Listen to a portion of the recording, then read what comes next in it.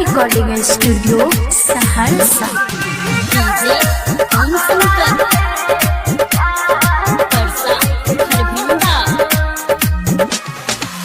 सुन गे जोगिनिया कैसा रोग लगैलाही मिलै छैन दिलवा में चैन गे।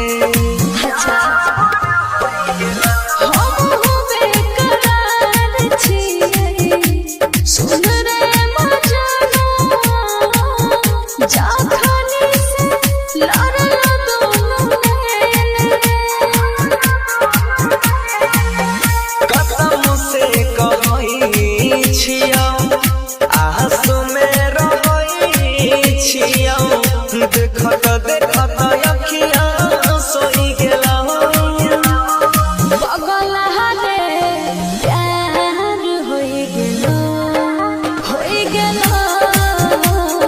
बगल ही के प्यार होई गेला।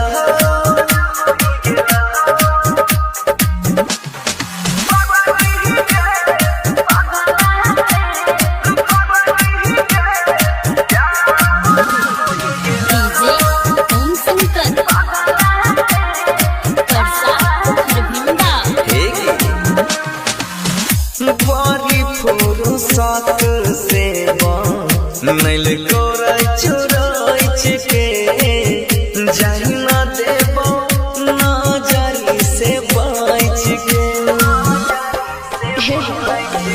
धार कोई छले हमरो सीना के भीतर रे एक नाम राई नहीं कर रे। कहै छौ बंशीधर सोनू सुजीत गे खुशी से दिलवा रोई गेला। बगल हारे प्यार होई गेलो बगल ही के प्यार होई गेला।